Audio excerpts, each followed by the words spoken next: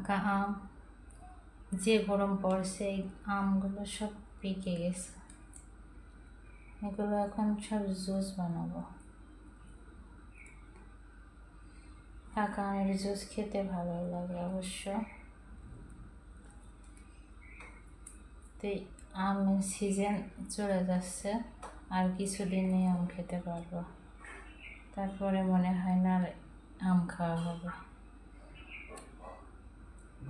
আমগুলো ভিতরে পাকা, কিন্তু চোষাগুলো এত শক্ত, ছিঁড়া যায় না।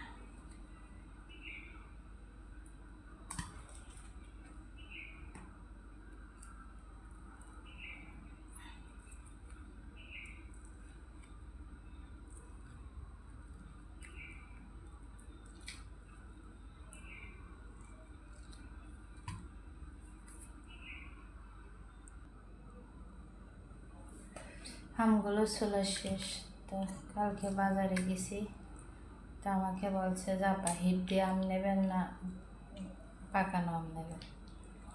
তো বলছে এই যে এটা হিট দিয়ে আম। তাহলে এই আম খেয়ে কি হবে,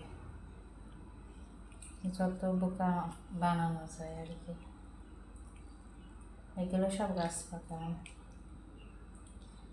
বিশেষ করে এই দুপুরবেলা আম খেতে ইচ্ছা করে, তাছাড়া অন্য সময় আর ইচ্ছা করে না।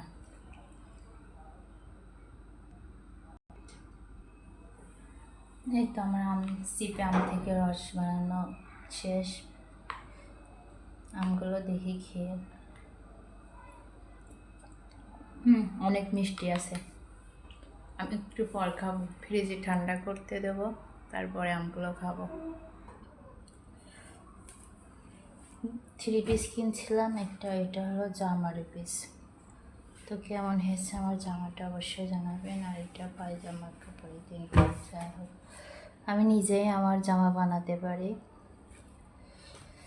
আমার সমস্ত কাপড় চোপড় সব আমি নিজেই বানাই। তো এগুলো এখন কাটবো, যখন পরে সময় হবে তখন বানিয়ে ফেলবো। ছাদে প্রচণ্ড রোদ।